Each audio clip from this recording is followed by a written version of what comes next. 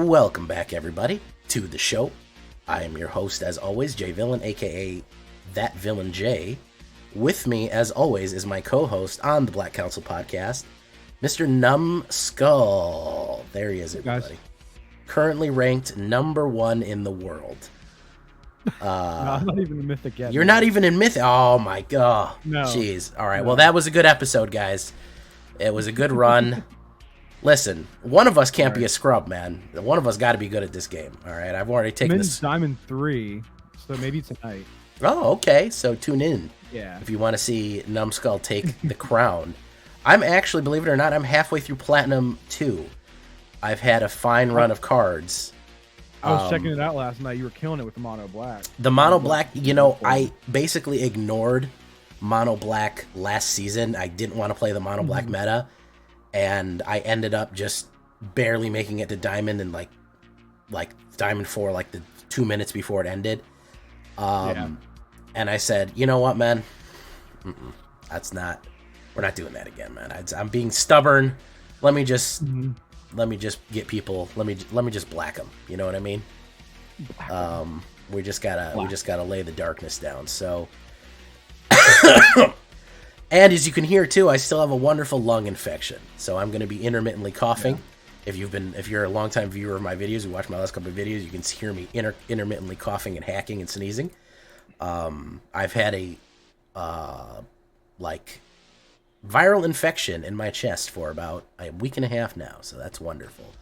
That is pretty insane. Yes, I believe it. I went to the doctor. It wasn't the flu, wasn't COVID, and it wasn't strep A or B. So she said it's probably RSV. It's probably RSV with a little bit of bronchitis in there, just for good measure. And I said, what can you do? She said, yeah, you can lay down and deal with it.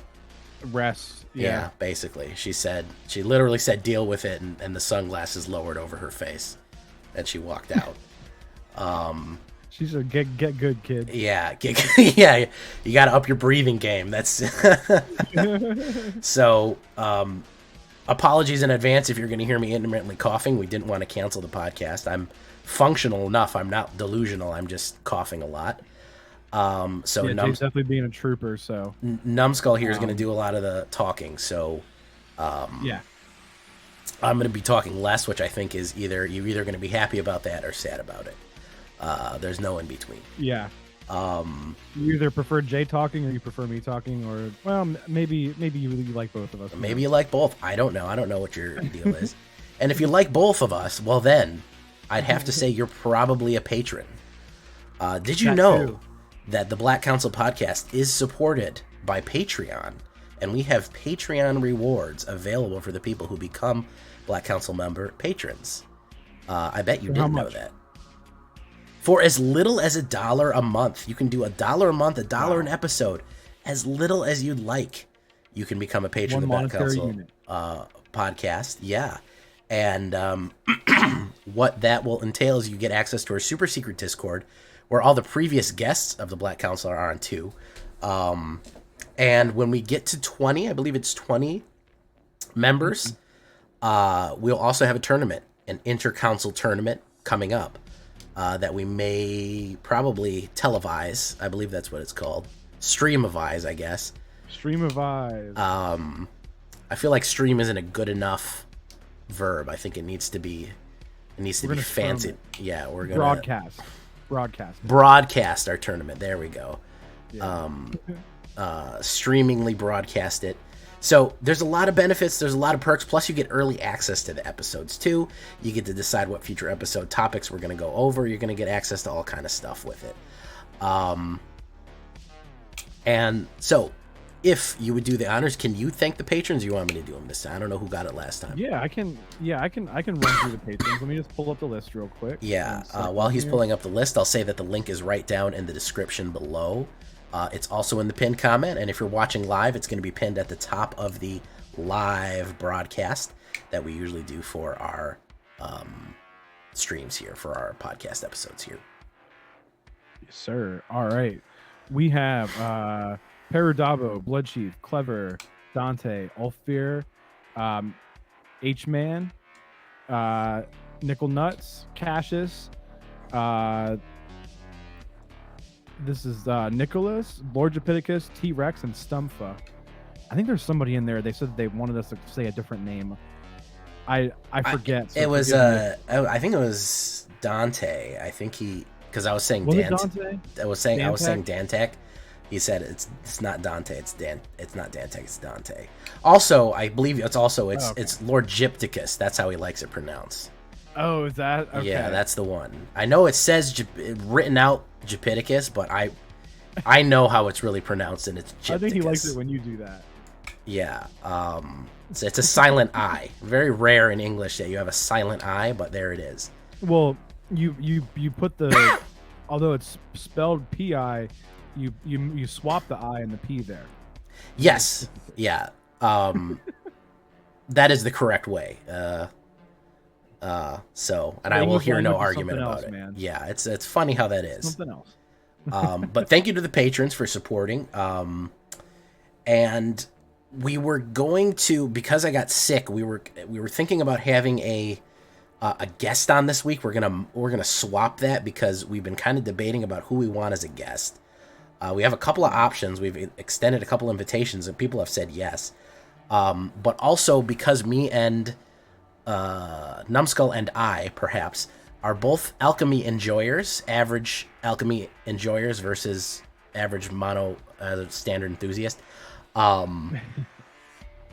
We said the new alchemy, the bro alchemy, is coming out and it's getting good reception. So you know what? Let's go over it. Anytime that we can signal boost a little bit of alchemy and say, hey, this is actually good, you should probably take a look at it. We said, well, let's go over the cards. There's only 20 cards. Let's take a look at it. Let's see what kind of support we're getting, because there's some good stuff in here. And I know people have hated alchemy, but I mean, if you've sustained your hatred for a year, like, you got to be cooling off at this point, man. Like, it's hard to hate something for that long. They haven't taken it out of the game. It's been a year. It's probably not going anywhere. No, it's not disappearing. Yeah. Stop fighting it so hard, you know what I mean? Let's take a look at it. Let's see what it is. What I always say about alchemy is that you don't need to make a whole deck of alchemy cards. They're force multipliers. You add one or two of the cards into an existing standard deck. So it might just make it better and more fun. Yeah, if you're running Azorius, well, there's like one Azorius card, so add that one in and see what happens. It has Divine Purge. Azorius players love Divine Purge. Oh yeah, they love it. Yeah, oh god, yeah, the amount of control they added, extra control for you. Yo, doggy, we heard you like control. It's arguably better in alchemy than it is in standard. That's why a lot of people were playing it when it first came out. Yeah, Divine Purge and that other well, that new one people are crazy about, the 1-drop exile. You gain 3 life though. Oh yeah, well that's a standard card even. Yeah, oh my god, if I see a white go down and I see him hit me with that, I already know what time it is. That kind of card appeals to a certain brain. Yeah, a control brain. A control, yeah. So should we start these cards? Yeah, let's take a look. I know I'm prattling on and on and on. Okay. If I stop talking, that's when I start hacking. I know it comes in at the end. All right, so we're gonna take a look here. Let me cut over to through movie magic. All right, now you're gonna see me and Numbskull on either side of the screen here, and you're gonna see from MTG Zone the preview of these new cards. We're gonna go over them. We're gonna highlight some of the ones that we recommend, and I think probably we'll list our personal recommendations to like the Discord or something like that, and then the description of like what we think maybe top 3. But we're gonna take a look at all of them and see how they could affect the alchemy meta, and if they could entice you into getting into alchemy. Yeah, so here we go. Okay. You want to go with the first one, or you want me to take it? Sure. We got Perilous Iteration, red and a green. It's a sorcery uncommon. Oh wait, where are you? Secret card. Oh, I'm on the link you sent me. Perilous. You have a Perilous. I don't even see that. Refresh yours. Now let me see. They might have added more cards. Did they like just add cards while I was waiting? I'm not sure. Oh, they did. Oh my goodness, they added 2 cards while we were waiting.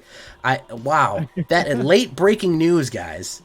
I literally have had the webpage sitting here for like an hour, and I just pulled it back up, and they lit. Oh my goodness. Wow, late breaking. Look at that. We're absolutely premiering some stuff here. Okay, sorry to interrupt because I got lost there. All right, it's okay. It's all good. It's all good. Red and a green uncommon sorcery. Seek a card with mana value 2 or less and a card with mana value 3 or greater. Discard those cards at the beginning of your next turn's end step. So it's not bad. I think in a creature deck it could actually be good because like you could set it up in a certain way that like you only have a like what does it say, 3 or greater, so like all your creatures that are 3 or greater are just really good, you know what I mean? Or maybe you don't even have 3 drops and you just like get a Sholdred or like a Titan or whatever, you know what I mean? So I think you have it's not bad, jank potential, but I don't know how much. Yeah, and it just seems like if you're in a creature deck it might slow you down because you should maybe just be spending that mana to play another creature. You should be using removal to clear a path for your creatures, whatever the case may be. You could probably get up to some fun stuff with this. I think it's interesting that it's red and green, though. You know what I mean? I thought that the color choice for the card is interesting. I feel like it's probably only going to ever help the Cabretti decks. I think it's probably going to be very dangerous in Cabretti decks. Yeah, that's true. That's true because then you could, if you play it with Revels, it can make Revels better. It can essentially guarantee your creature drops. Because if you go for that 3 or greater, then you just cast you get rid of the 2 drop or whatever, and then you go for the 3 or greater, and then you get a 2-for-1 on Revels. But keep in mind, you'd have to do it. Basically, you'd be setting it up for 2 turns after Revels has already been out. So that's something too. Revels has to stay out for this card to be good. Mm-hmm. But yeah, I know you're gonna like the next one. Oh, melt through. Yeah. So melty. Like a grilled cheese.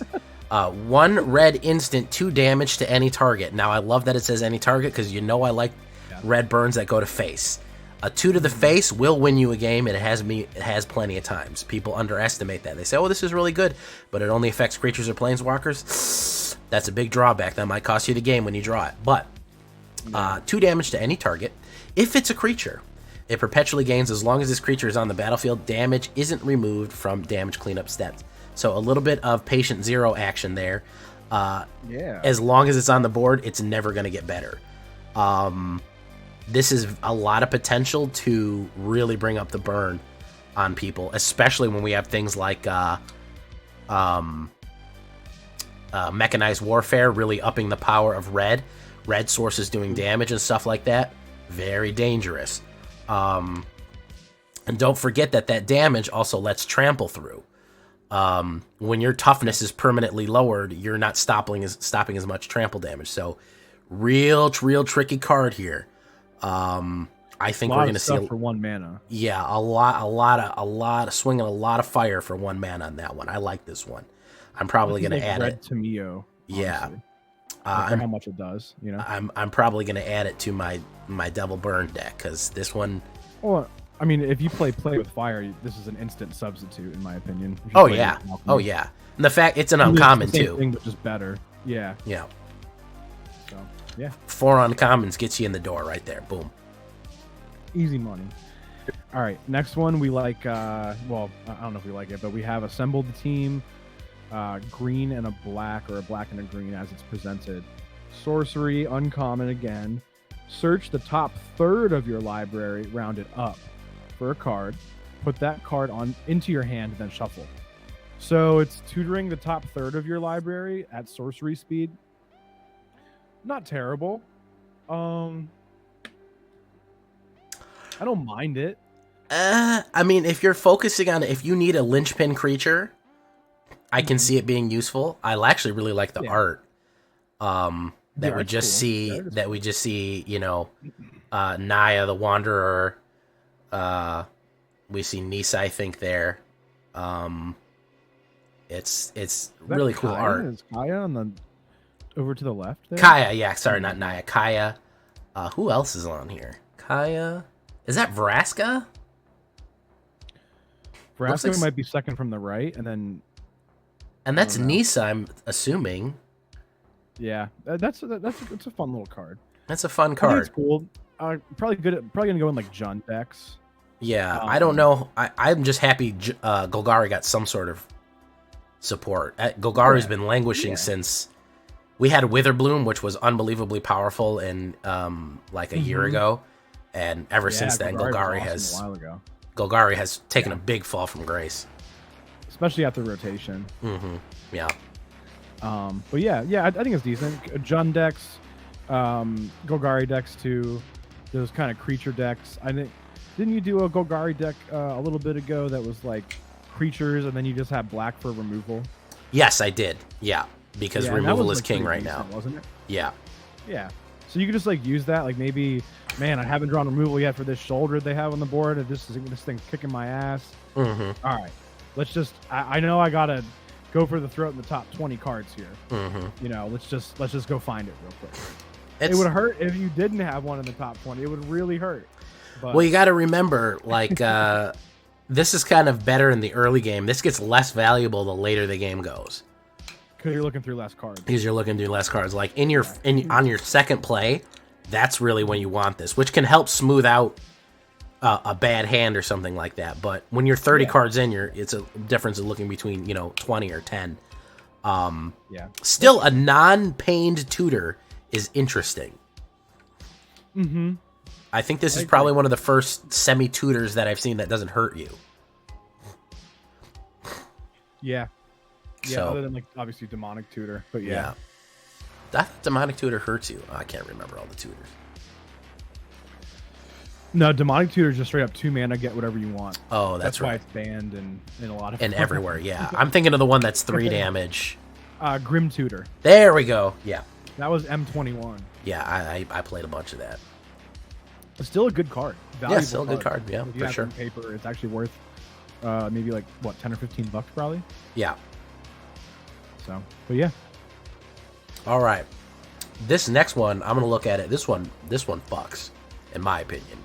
This card right here, this is gonna do some. If you're running mono green or anything that has ability to ramp, everything you control has trample, which is already terrible if you're running green pump up.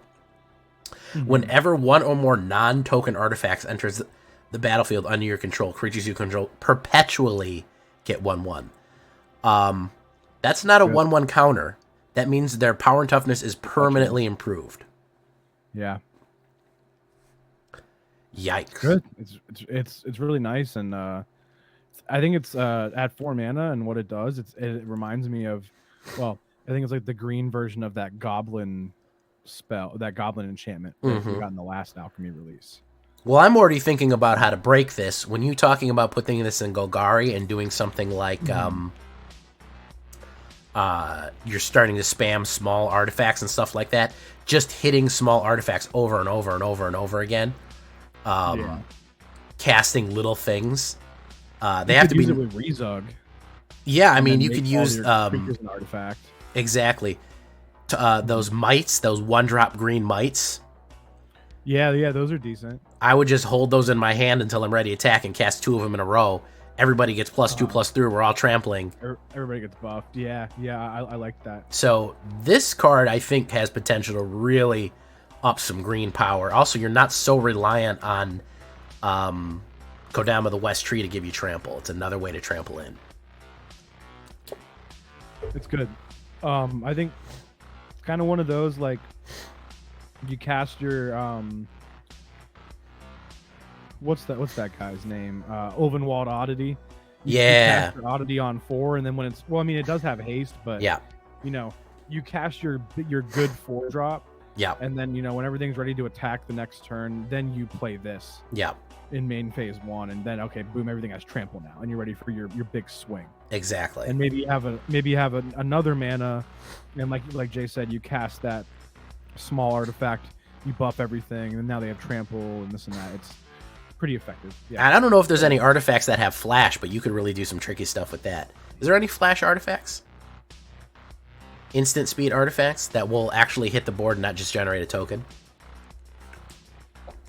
Because that was my first thought, is surprise people with, everyone's more powerful now. But I don't know if that's possible. Oh, you know what you could do, if you wanted to get real crazy, get Arlene voice the pack, and she gives every single creature flash. Arlen. Yeah. And then you can start flashing in, if you're running Golgari, you can start, Gruul. Creatures. You can start flashing in artifact creatures and up everything. So you can really get us with some craziness with this. Cool. Yeah, that's cool.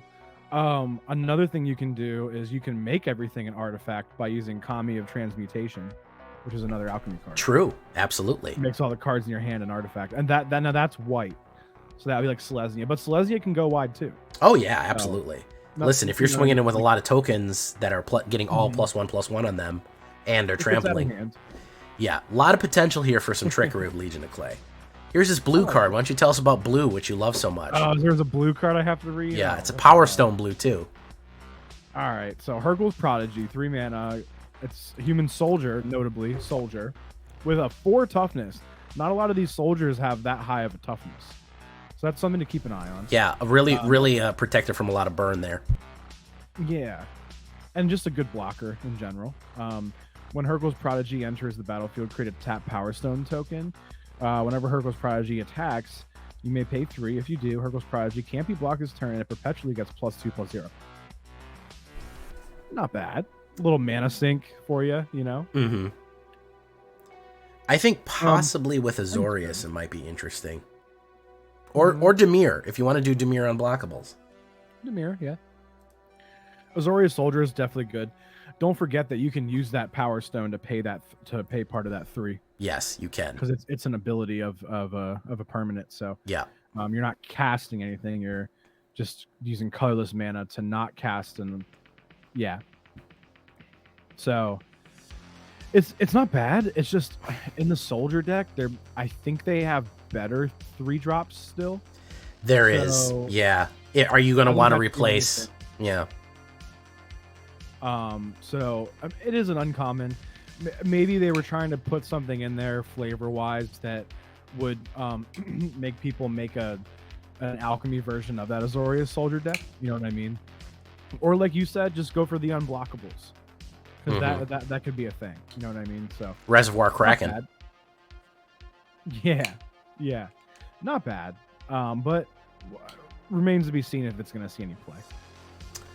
Yeah, is it going to be worth the 3-drop? Here's another guy that I don't know if he's worth the 3-drop. Is Patch Plate Resolute. Look at this robot soldier guy here. When he enters or leaves the battlefield, you get a boon.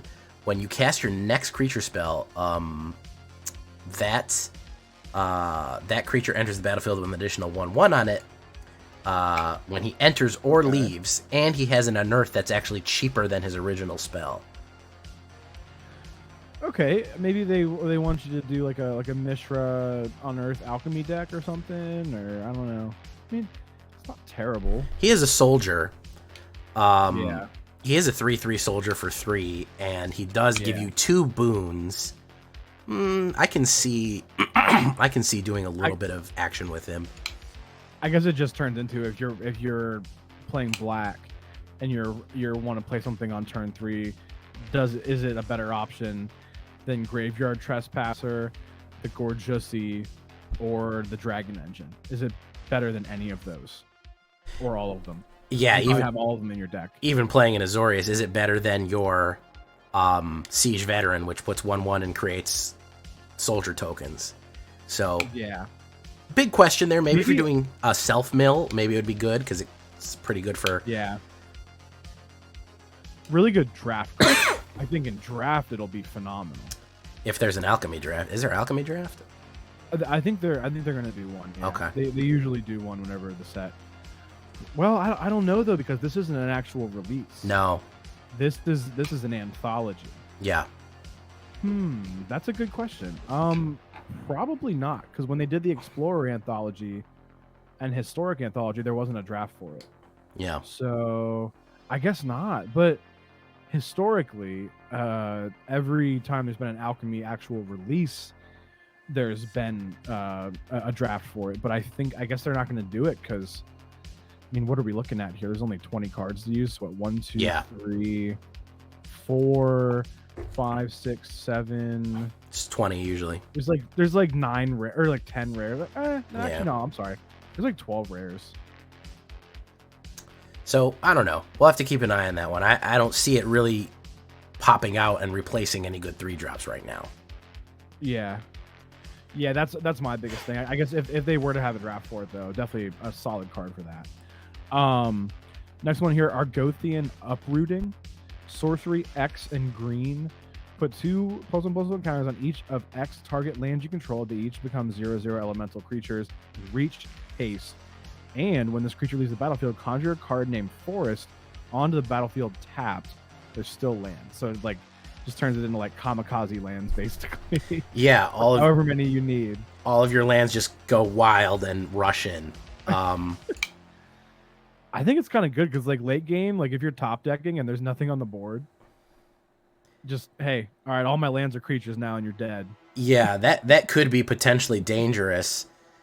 There's not a lot of instant wipes or response wipes, so if you're holding that, you could even hit a wipe. You can even run this in Selesnya and hit Depopulate, and then, you know, hit this, or run it in Golgari, hit, you know, something to sweep everything away, and then hit this and rush in with, if you have the mana, all your land. You know, doesn't make a lot of sense, but hey,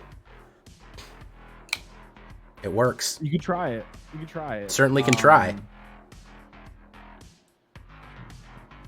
So I guess you don't untap the land, so you do have to make sure that when you spend the mana for this card that you leave some lands ready. Yeah. Them creatures. You would have to split the difference. Yeah. Mm-hmm. It's not until end of turn. They will stay creatures, which is kind of cool, and obviously they can also tap for mana. So, noteworthy. Yeah, you could actually just get ready with this if you just wanted to make a bunch of lands. You don't have to attack right away. They do have haste, but you don't have to. Yeah, exactly. So you still could make the tap land a creature, you know. Mm-hmm. Equally, maybe you just need a couple blockers. You know that all your creatures are getting killed. You're not drawing enough creatures. All right, well, all my lands are creatures now. You know, and they replace themselves whenever they die. So not bad. Not bad. Not bad. Foundry Groundbreaker, an Artificer. 1 green, 3/3/4. Whenever it enters the battlefield, sacrifice a land, then conjure 2 cards in a Mishra's Foundry on the battlefield tapped. Okay, sure, yeah. I mean, it gives you attack lands. Is that basically what it does? Am I reading this correctly? Mishra's Foundry is the land, right? That's the main land. Yeah. So it turns 1 land into 2 lands. I mean, it's a little bit of late game ramp. I don't know. I don't really like this one. I don't see it. What about you? Yeah, I don't think it's that great because you still have to. Well, I could see it being good with like in like Jund with like Soul of Windgrace because you could replay that land. It'd be like okay. Yeah. But in the 4-drop slot, Soul of Windgrace is a 4-drop, which is just infinitely better than this card. You could also, I mean, I don't know.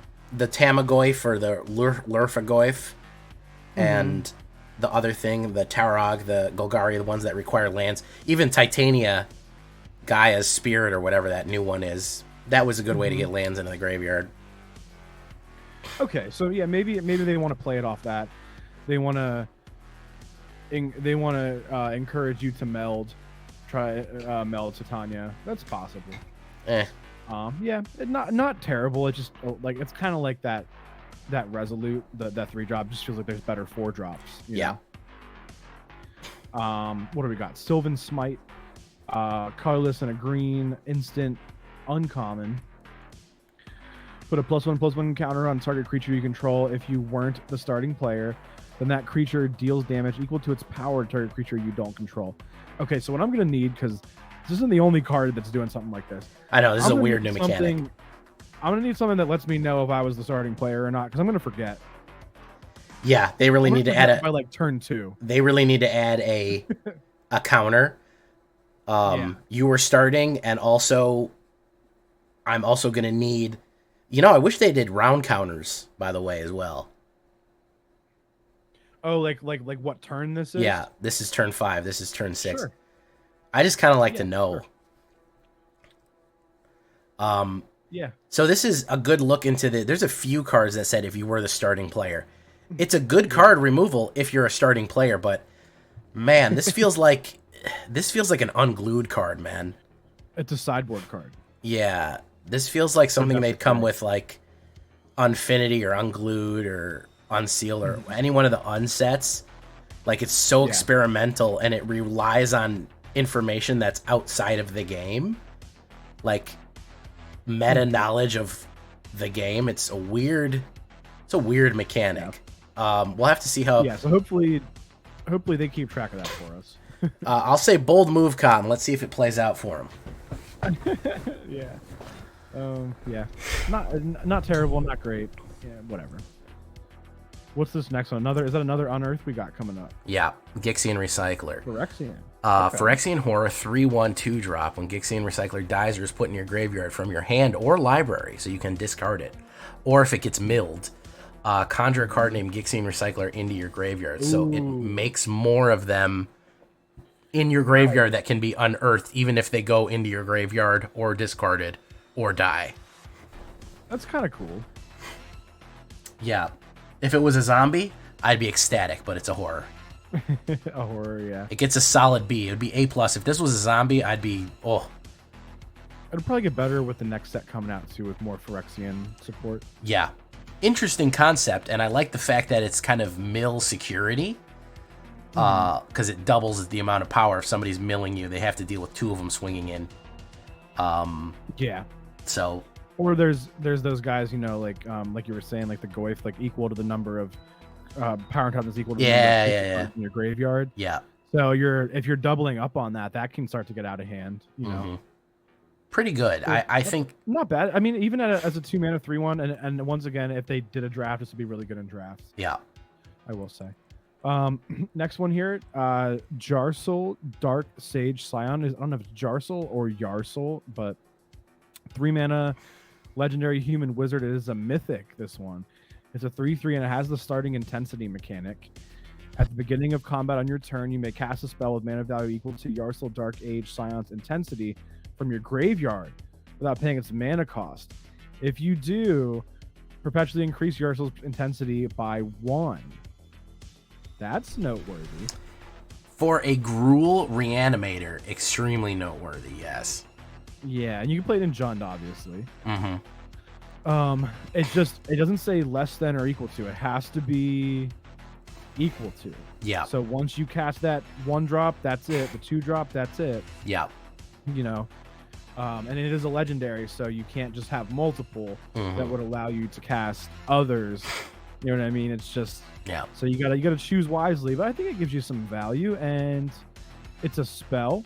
So it doesn't have to be. It could be an instant. It could be an enchantment. It could be a planeswalker, whatever. So I would say that's definitely noteworthy.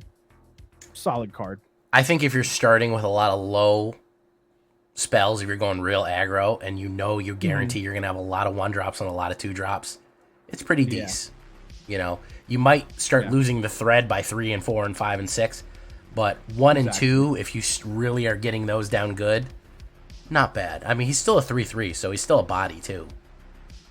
Yeah. It's my turn to talk about blue. Wonderful. Another blue card. Here you go. 1 blue sorcery, starting intensity 1. Here we got this intensity again. Draw a card. If pieced together, intensity is 4, and instead, take an extra turn after this one. So here we have this horse shit. Perpetually increase piece together intensity and the intensity of card named piece it together in your graveyard, hand, and library by 1.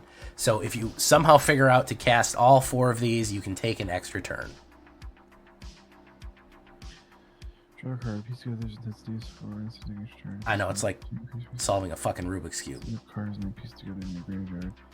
Well, it's just if you cast the 4th one, yeah. So when you cast the 4th one of these, you get an extra turn.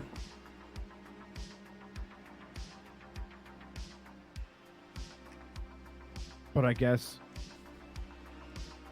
you can only have 4 in your deck, so you got to hit all. I mean, if you're running blue, card draw. Yeah. Well, yeah, there's like Saiba Siphoner, so you could like bring it back to your hand a bunch of times and like blink. You know, this is probably going to be good in that Power 9 deck. Oh yeah, and also I can see Lier abusing the shit out of this too. Yeah, true. So I'm not looking forward to this one. This good. Yeah. What do we got? You get the good one. This is a banger right here. Holy shit. This is cool. Oh, this is like the freaking ephemerate. Yeah. Basically, it's like alchemy ephemerate. Okay. So 1 white, instant speed, uncommon at that. Doesn't have rebound like ephemerate does, but exile target creature. It gains at the beginning of your upkeep. Oh, and that's another thing. It doesn't come in on the end step. It comes in on the upkeep. If this card is exiled, it perpetually gets +1/+1. Then you may put it onto the battlefield. It also says may. You have the option. You can just let it cook. Yeah. Let it get super buff. Yeah, and it's just away in an exile zone, and it's just cooking and cooking and cooking.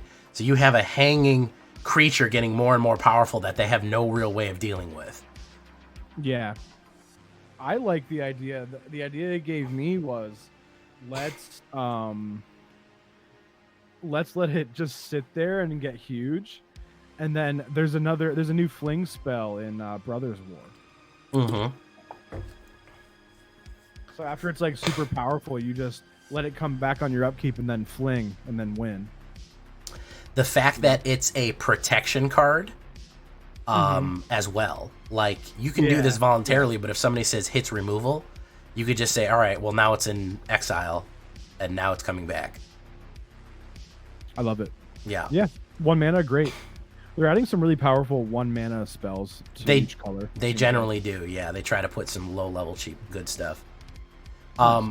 So, also, I want to talk briefly about what is going on in that card. You see that guy is in a weird coffin, and that's Thanos. He survived the Silex, a.k.a. Urza's Ruinous Blast. The Silex Blast blew up all the Phyrexians.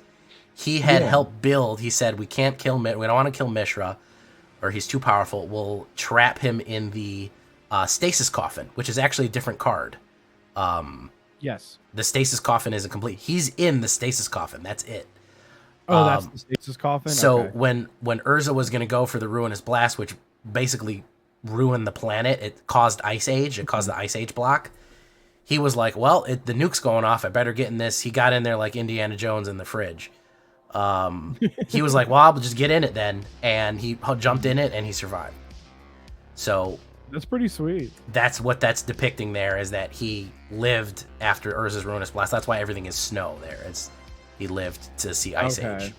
And it's also like he in a way got blinked into the Ice Age. Exactly. He just disappeared and came back. So interesting lore there on that one. I like to see a little bit of lore tie-in there. Nice. This next one is going to be tied to some lore too, and it's a little foreshadowing. Yes, Norn's Disassembly. There she is, ladies and gentlemen. Nice. Elish Norn, Grand Cenobite. 1-drop enchantment. You can sacrifice any historic permanent and seek a historic card. How much use is that going to get if you're running a heavy historic white deck or any kind of white splash deck? Maybe. Especially... So, that's not really playable in like actual alchemy right now, though, is it? Historic permanent? Yeah. Why is it not playable in alchemy?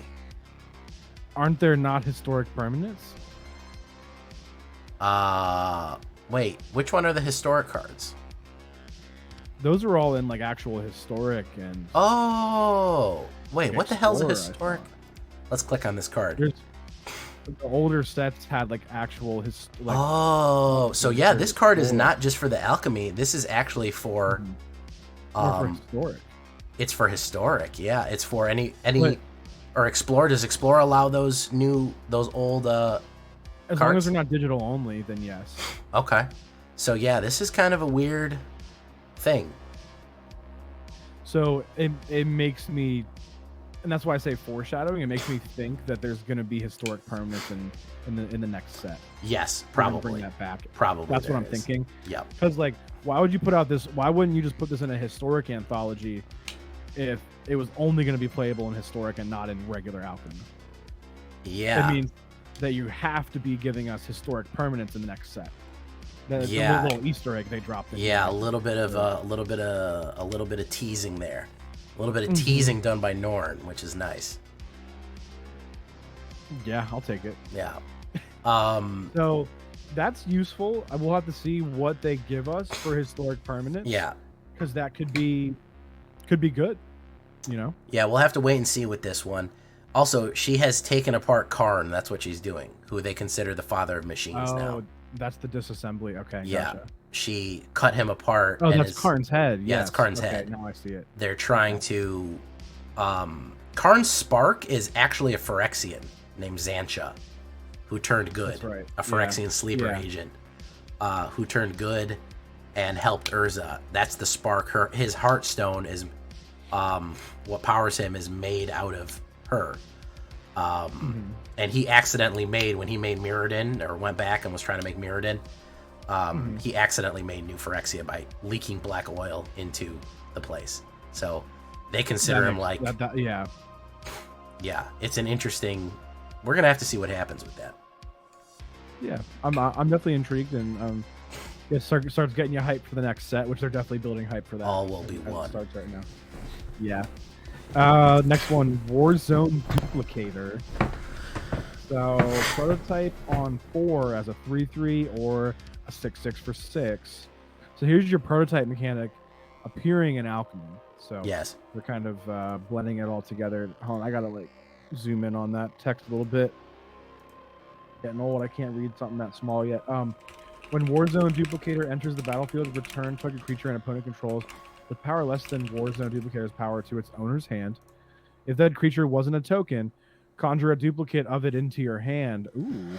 It perpetually gains the next mana as though it were any mana of any color to cast this spell. Sure. Yeah. Not bad. Not bad. I like it. You know, that's a mechanic within blue that I don't mind as much. You know what I mean? Like outside of like the duplication.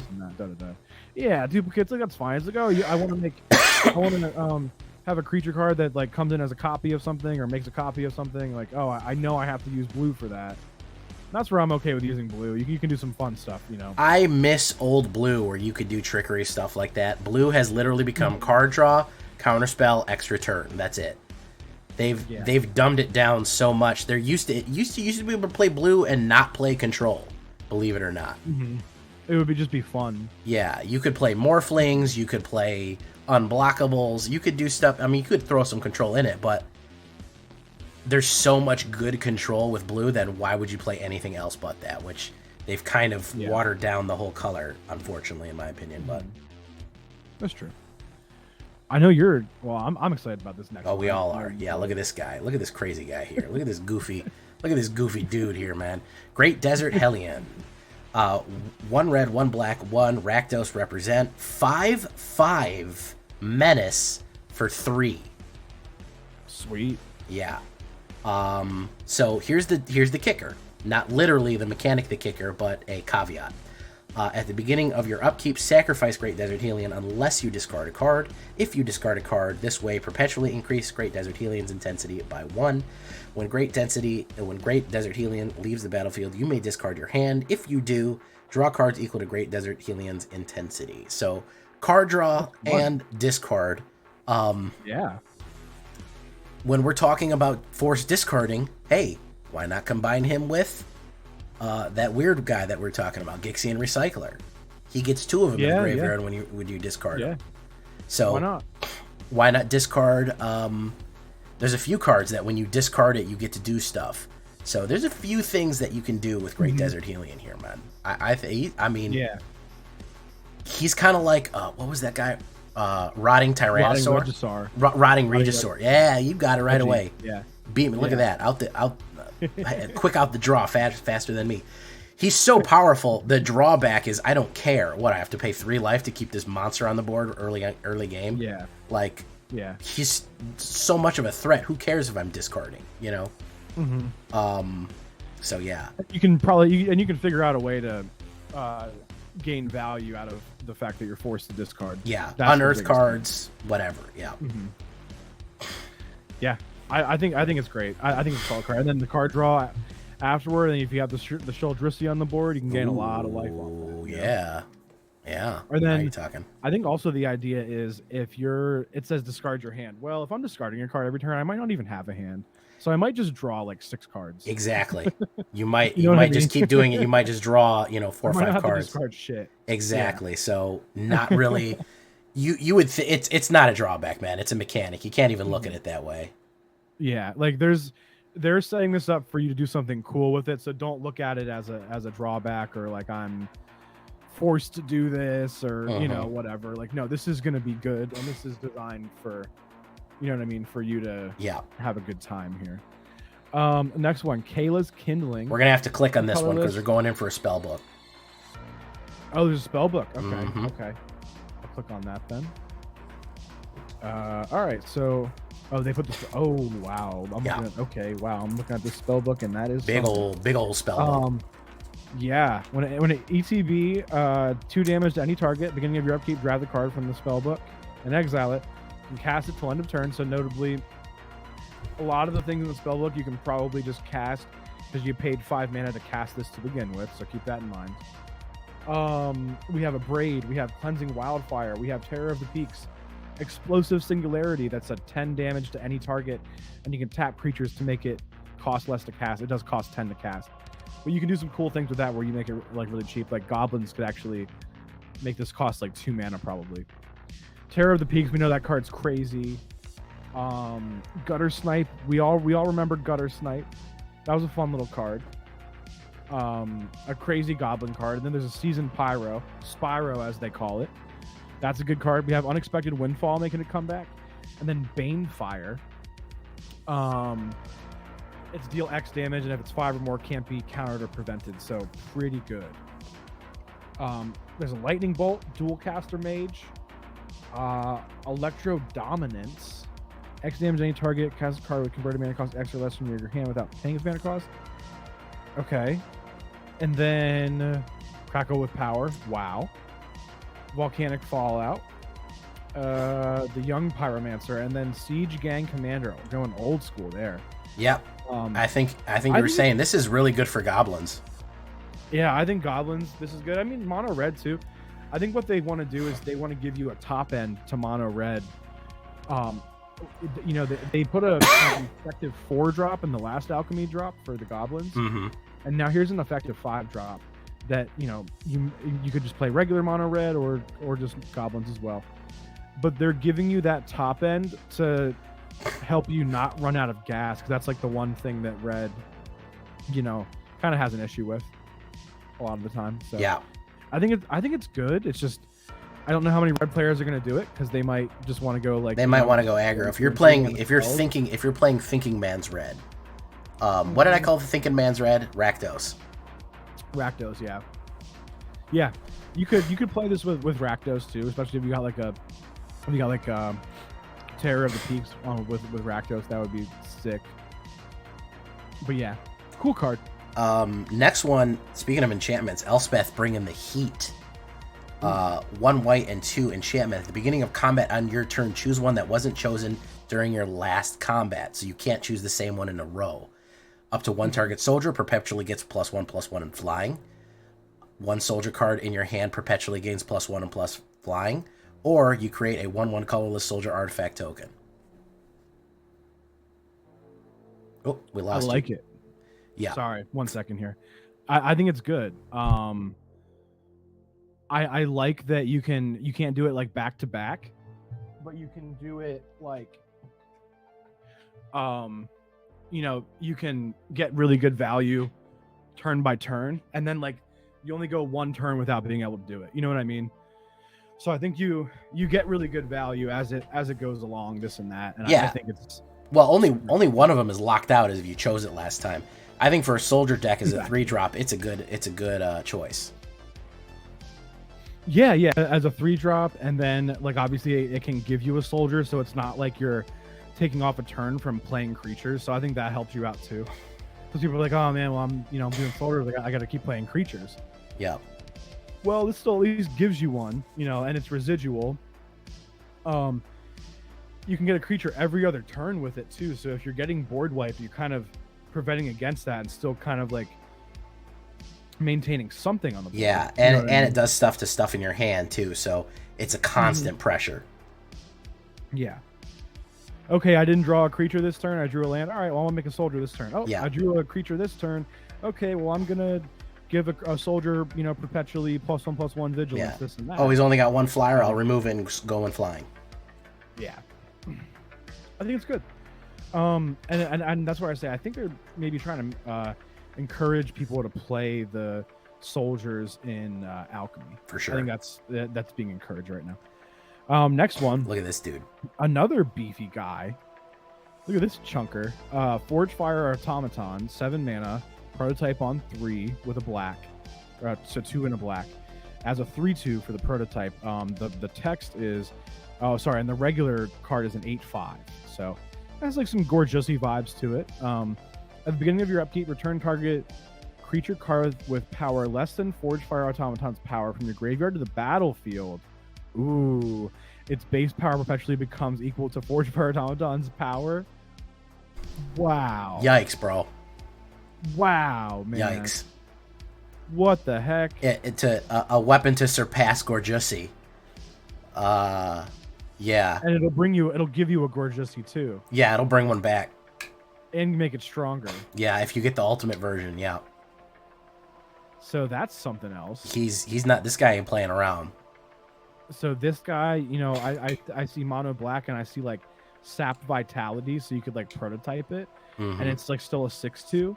So then you're reanimating 5 toughness creatures. Then you know what I mean? Absolutely. You run it with you could do all those you could do like the guy above that makes you discard. You could like discard creature cards, and then this guy just brings them back. With bringing back with no caveat in black, the amount you could ramp with this guy. I mean, if you're talking about Shambling Ghoul, just keep sacking it for more treasure. Keep sacking it for more treasure. Like perpetual necromancy in black is just like value, man. It's unreal. Literally a value engine because he's a construct. He demands to be removed. Yeah, he's a big target. That's the bad thing. He's a tank on the battlefield. He's a high priority target. Yeah. Really good. Rick Lau, Headmaster. I'm gonna do stuff. I think this was Teferi's old boss. I can't remember. Okay. I think it was an old Tolarian Headmaster. He gives Teferi vibes. Yeah, I believe it was who inspired him. And if you look at some of the old cards, I think he's from the card Confiscate. He's taking something away from Teferi. I gotta read my lore again. Azorius, okay. Blue, white, and 1/2. At the beginning of your end step, you may pay 1. When you do, target artifact card in your graveyard perpetually gains. This spell costs 1 less to cast. If it's a creature or vehicle, it perpetually gains +2. Put it on the second year library. Talk about getting these artifacts in cheaper. Lord mercy, man. So if you're self-milling or they're dying, yeah. I don't want to see this guy with Greasefang and an Esper. Oh Lord. God. Jesus. Yeah, that's true. Yeah, Esper could make use of this. Melding with Urza, you know what I mean? Whatever. Absolutely. That's something too. Your Might Stone. Yeah, I think that's just what it is. It's like, and this is actually speaking to what you said or what we were talking about in the beginning of the episode. Like, we're just taking your standard decks and we're adding those 1 or 2 cards that make it better. Exactly. Well, this is your card that makes it easier for you to meld Urza. Yeah. With Might Stone. Yeah. So even if it's the one alchemy card that you add to that standard deck, Yeah. it actually, if you love melding with Urza, it might make it that much easier for you. Absolutely. Yeah, this is, if you want to do it, two mythic rares, throw it in there, and you're in the game.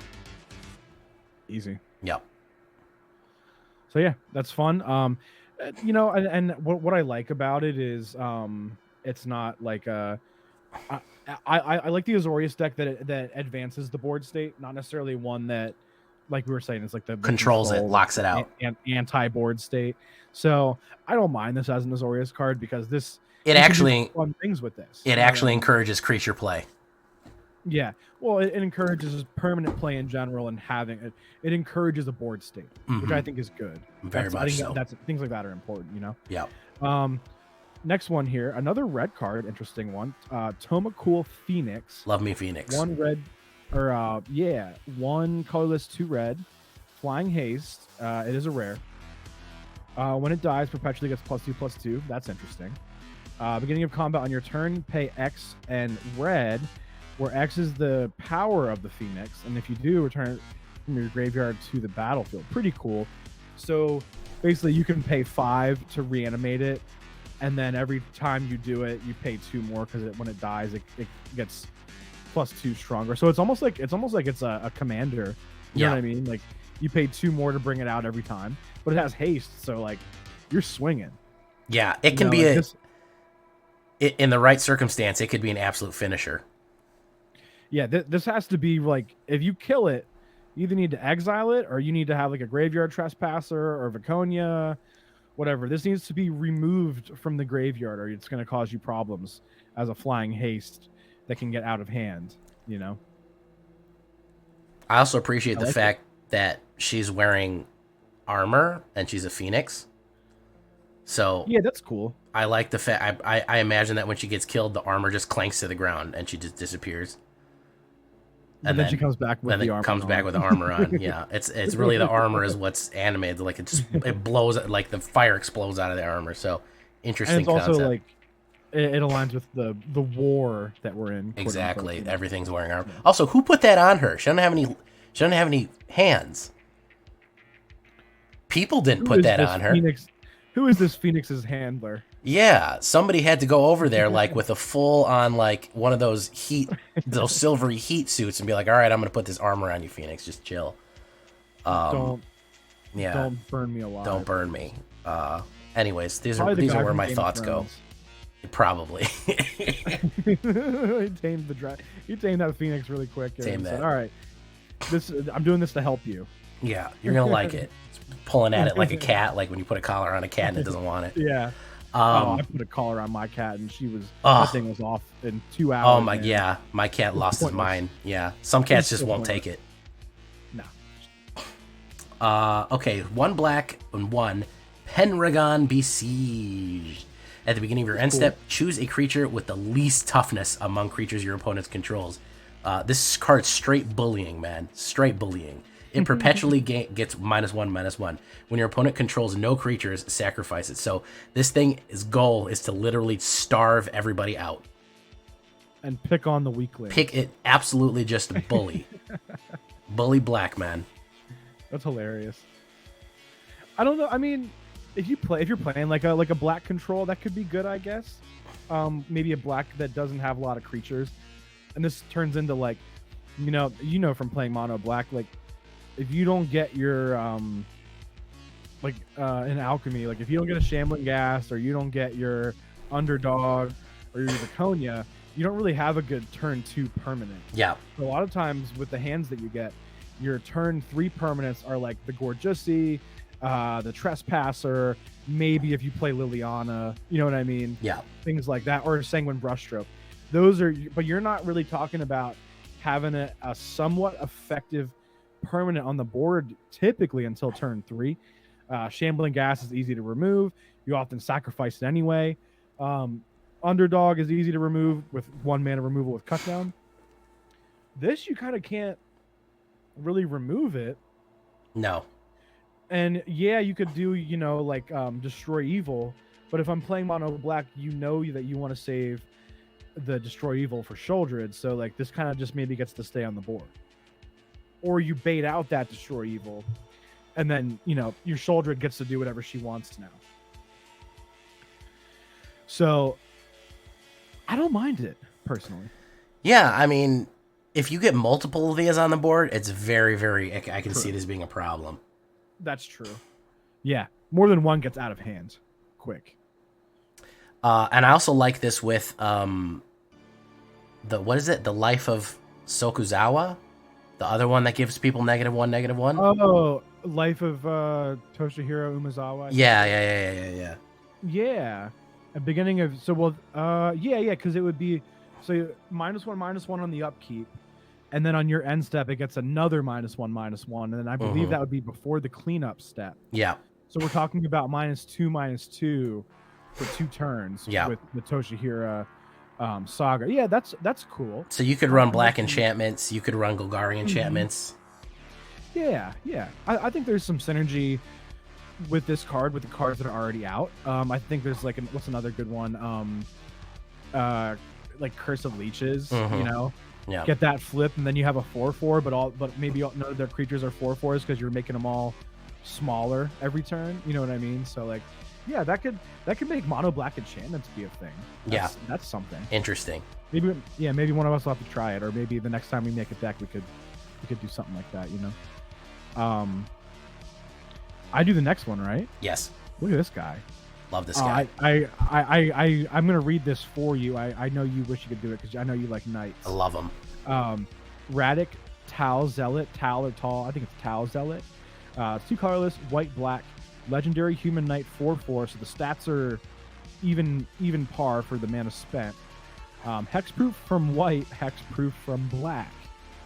So the best removal colors, in my opinion. Well, I mean, there's red, but it's a little harder for red to have. It's hard for red to hit a 4. Yeah, unless there's like Molten Impact, Brittle Blast, Rending Flame, and I think that's about it. Oh yeah, in Alchemy there's a few 4s.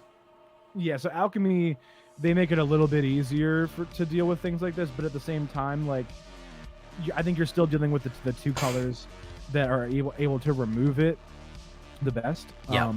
Whenever one or more knights you control attack, draft a card from the spell book. Yes, we got to click on it. Okay, let's go. What do we got? Oh my god, look at these. Look at these guys. Okay. Jay is just like... Jay just went 6 to midnight. Oh, yeah. I love me Warzone Knights. We got Midnight Reaper.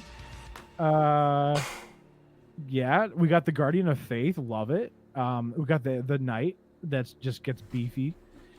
We have the black and white Cavaliers, which is great. We have the Benalis Marshal. That's you know your 3 mana Anthem. The Murderous Rider, really good adventure card from Eldraine. Yeah. The Order of Midnight, which is another. It's not as good, but it's a decent adventure card from Eldraine as well. Acclaimed Contender, another Eldraine guy. Dauntless Bodyguard, not as good, but something. Valiant Knight, a Knight Lord. This one is... I've won games with this because every knight you control gets double strike. Yeah, give everything double strike. I like that. Yeah. And then how about this guy? An overlooked, well, maybe not overlooked, but Smitten Swordmaster. Look at the adventure on that one. This was Gain X and lose X. This was I played this in Sir Vito, which was my knight gain and drain, and I put a bunch of knights on the board with Vito and hit him with that, and it was lights out. Oh, that is gorgeous.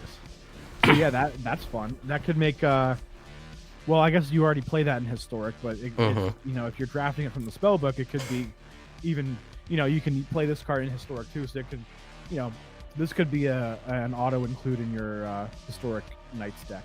Yeah, that's sweet. I like it. Maybe we'll get more knights in the next set too. Hopefully, we've been sorely under knighted. We've been knight deprived. Absolutely deprived of knight. All right, what's this next? A little is it action for you? I know you make a fun is it deck sometimes. I do like an is it. Yeah, every now and again it's fun to just not think. Yodian Courier 2/2. Human Artificer. Whenever your Yodian Courier attacks, choose one that wasn't chosen last combat. Again, this kind of mechanic. Create a tap Power Stone. Seek an artifact card with mana value equal to the number of Power Stones you control. Sure. Yeah, just a ramper. Just your good old-fashioned ramper right there. Ramp power, get card. Yep. Cool. I think it's good with that one that gives you soldiers whenever you cast an instant or sorcery or whatever it is. Or a non-creature or something. It's good for that. Yeah, just some good ramp here. I think it's solid. It's a 2/2 flyer, so the stats by default are good. You know. Next one, Philagi Antiquarian. 4 mana, 3/3 with haste. Each EB, conjure a duplicate of another target non-token creature or artifact you control into your graveyard, and the duplicate perpetually gains Unearth for 2. Okay. Yep. So that's going with your guy that we're discarding our creatures. Exactly. Well, now we're unearthing them for 2. I discard my Flesh Gorger for 2. You know, that's nice. And the creature itself has haste to begin with. I don't mind it. Interesting, yeah. Again, we're seeing a lot more thoughtful red plays, some late game combo red plays instead of just Yeah, I like it. It allows you to, and then you can even have some jank within red now as well. So making red even more versatile, which I think is fine. Here we have Dimir action. Rusko Clockmaker. Legendary creature, human artificer. 3/3. When Rusko Clockmaker enters the battlefield, conjure a card named Midnight Clock onto the battlefield. Oh, that one. Yes. It's another. We're going all the way back to... we had this originally somewhere else, and then we had it again in Eldraine. Yeah. Whenever you cast a non-creature spell, put an hour counter on a permanent you control named Midnight Clock. Each opponent loses 1 life, and you gain 1 life. So, a little bit of ramp. Midnight Clock, I have it here on the next page. Midnight Clock adds a 1 blue, and then, of course, you can play blue and 2, put a Midnight counter. When the 12th counter is put on the Midnight Clock, shuffle your hand and graveyard into your library, then draw 7 cards. Honestly, if you're playing this with Sheoldred, not bad. Yeah, and you're already playing black, so yeah, and then this could. I saw someone playing, one of those Power 9 decks where it was like Dimir Power 9. Mm-hmm. That's not a bad idea. They have Sheoldred out, so you already have your Ancestral Recall. Well, the Midnight Clock is Ancestral Recall the one where you basically start over? Yes. I think it's no, that's the one that you draw 3 cards. No, yeah, whichever one is the one. Time Twister or something? Yeah, Time Twister is taken on a turn. Time Twister. Oh, okay. So I don't even know. It's Ancestral Recall is you or an opponent draw 3 cards, I think. Target player. Okay. So whichever one makes you basically start over, that is kind of similar to Midnight Clock. So that could fit well in that Power 9 action. All right. Here's another interesting black card for 2 mana. Not a lot of just straight black cards I've noticed. I mean, we have that creature, we have the 2 ones we just talked about, but not a whole lot of black stuff. People have been talking about this one. People excited about this one. Yeah, I think it's cool. 2 mana instant, -3. Or sorry, I should say it's modal. It's an uncommon, and you choose one. Target creature gets -3/-3 till end of turn. Solid. Remove 3 loyalty counters from target planeswalker, also solid.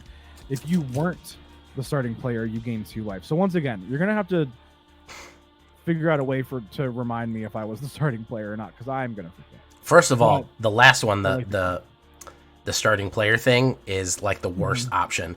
I think as a targeted, and I was just complaining about this the other night, we have very few targeted cheap instant planeswalker removal and a lot of powerful planeswalkers. That's true. So, this kills a Liliana outright. Yeah, well, if they plus it, it would get the counter first. Can't you get it in? Ability.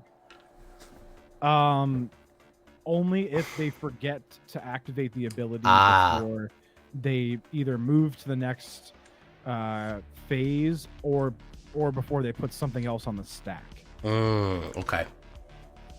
But if they, if they come out, they -2 the Liliana. All right, well, I'm gonna kill it now. If they come out and they plus it, but you can get some damage in, then you can, you can swing with it because you have like a creature or two out. Then you can swing, you can hit it, it connects.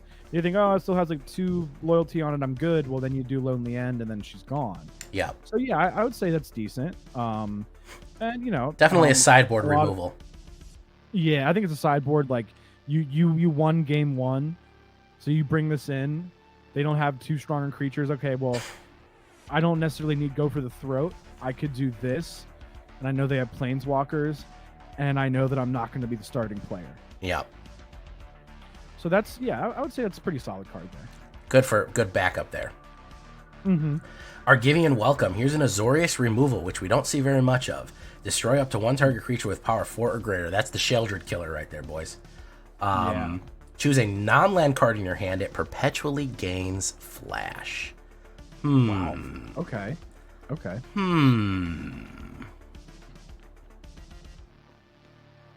Okay. Yeah. I mean, Azorius removal. They didn't have too much of it. White obviously has removal and blue has knockback, but yeah. This for big boy removal and getting somebody with flash, might be able to flash some interesting stuff. Seems like it's a better Valorous stance if you happen to be running blue. Yeah. Possibly basically. A better Destroy Evil if you only wanted to get rid of a, of a creature. You don't get the enchantment removal, and then Valorous stance you lose the modality of the, the giving something indestructible. But it's like you sacrifice modality for, well, I just get to do 2 things, so it's just better. Yeah. I don't have to choose between one of these. I get to do both for 2 mana. Mm-hmm. So it's, in my opinion, it makes it better than those options if you happen to be already running blue. Yeah, for an Azorius soldier, it's a decent ad, especially at uncommon speed. That'll clear your path for your soldiers that might not have that 4 power. Mm-hmm. So yeah, that's I do think that's effective. Yeah. Last one here. Crucius, Titan of the Waves. We have a pirate. This is one of the first ones that were spoiled, I believe. So I guess they're trying to, like, I don't know. How to rack those pirates in Historic. Yeah, there's definitely Historic pirates. So wondering if we get more pirates in Standard sometime soon, or just maybe more Alchemy pirates, but we'll see. I've heard Ixalan is coming back, but that might be in a year. Okay. So we'll keep an eye out. So it's a 3/3 for 3 legendary human pirate. It is a mythic, so keep that in mind when you're looking at your wild cards. Beginning of your end step, you may discard a card. If you do, create a treasure token and choose Ambitious or Expedient. If you chose Ambitious, seek a card with greater mana value than the discarded card. If you chose Expedient, seek a card with lesser mana value than the discarded card. Okay, sure. Yeah. I think about that 4-drop we just talked about. I discard the guy on 3, and then on 4, I drop that 4-drop and I give it Unearth for 2. Yeah. One that I just discarded. And maybe I discarded like that really crazy guy. Well, no, because he would die, but I discard like a Gorgiasi or whatever. Mm-hmm. With Unearth, it's less of an issue to discard. Mm-hmm. Mm-hmm. So yeah, I think it's cool. I think they're really trying to make Unearth like an important mechanic in Alchemy, and really, I have to say that I like that. Well, that's what part of the reason that I like Alchemy is they drive home a lot of the previous mechanics and they improve on them and they hone them. Mm-hmm. They'll repeating it. If something was underserved, they might add 1 or 2 cards to it. I really like that they have that flexibility. And again, these are all subject to change too. We could see modifications to these. These could go up, they could go down, they could get cheaper, more expensive.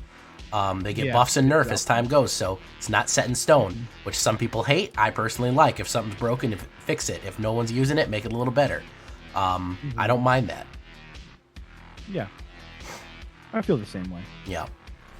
I think it's good. All in all, what would you say is your top pick? Top pick, huh? Yeah, what are you crafting on day one, Numbskull? I'm definitely gonna try the Lonely End or whatever? Lonely End? Yeah. I'm gonna try that. Obviously, it's an easy craft. I kind of want to try that Rakdos discard deck. I think I'm definitely doing the Hellion. Yeah. The Hellion's gonna be like absolutely. Oh yeah. Gixian maybe.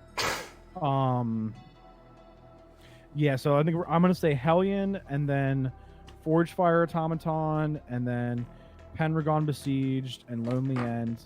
Crucius, I might make like 2 just to try some stuff. Yeah. You know what I mean? It might be like janky, but you might be able to do some cool stuff with the Crucian and the Philagi. So probably Philagi, Crucius, Lonely End, Pendragon, Forgefire Automaton, and Hellion are things I'm looking at. If I do play an Orzhov deck, I will also use Tawnos Endures. Might have to do like an Alchemy Orzhov, and like maybe I could like this allows us to like blink some prototypes now. I'm definitely gonna do Tawnos Endures. I think that one is gonna be a real sleeper hit. Radic, Tal Zealot, absolutely. I know he's a 4-drop, but we can get set up for that one.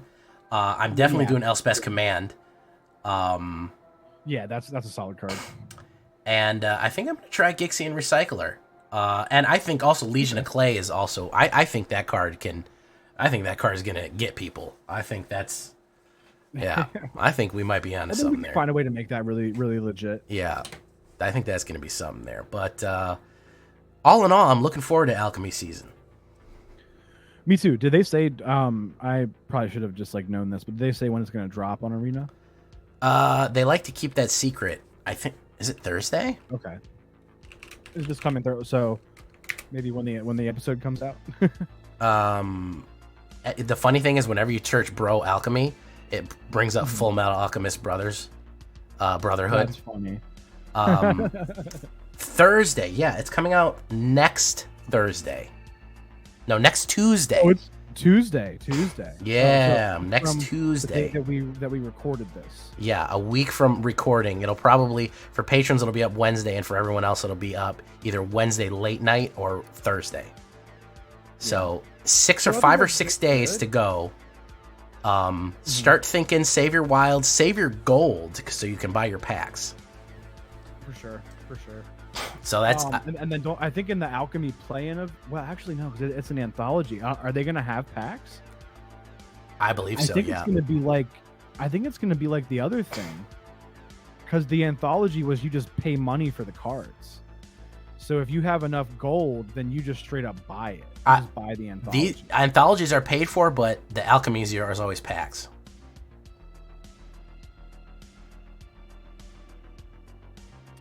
I'm interested to see if it'll be if they're gonna do packs, that also might mean that there could be a draft. So we'll see. There could be, yeah, they could do standard Alchemy draft and add those in. I'm interested. They usually just do like the rares and the uncommons are the Alchemy cards, because they don't release any common Alchemy cards at this point usually. So all the commons in your draft are going to be, the standard commons. Regular Brothers War, the standard ones, and then the uncommons and rares have a chance to be the ones from Alchemy, but they're not guaranteed. Yeah. So yeah, we'll see. If there's a draft, that would be cool. It makes some of these cards a little more useful. It might be a way to to complete your set for that and get some, not have to spend any money on it or not spend as much. We'll see. I think definitely. I also think that there's time to save. We're probably going to get the code for 3, and if you're seeing this a week ahead of time, you can save 1,000 gold a day at least. So you could potentially go into it with 10 packs, and with 10 packs, I want to see how they're doing the golden packs. Will Alchemy count towards golden packs? Is that what's going to take over golden packs? It should. Yeah, that would be sweet. Yeah. If it's. But I know that the golden packs only give you cards that you're missing from standard, not from Alchemy. So yeah, that's what I want to see if they're going to do with the system. If I buy Alchemy packs, will that count towards Bro Golden? Or does it all go together? So I'm interested to see how that goes. I haven't seen any real explanation on that yet. That's noteworthy. They might just say, hey, like, there aren't that many rares and mythics in the alchemy release, so we're just going to give it to you from standard still. And you got your rares and mythics from the packs themselves, and you don't have to buy as many packs as you have to buy from standard. So I guess we'll see. Yeah, we'll have to wait and see. Yeah, but yeah, let us know in the comments, guys. What are your favorite ones? You are hype about? Yeah. Do you have any deck ideas right off the bat? Does anything inspire you? Kind of how we were talking about certain cards and make us think of like what would be good in certain decks. Does that light bulb go off for you guys for anything? Let us know. We're always interested to see what you have, what ideas you have as well. Yeah, for sure. And with that, I think did a pretty good one. I think we're going to call this meeting of the Black Council to the close. Yep, that sounds good. Take care, guys. Take care, everybody. Play Alchemy. It's very good. And we'll see you next time. Bye-bye. See you guys.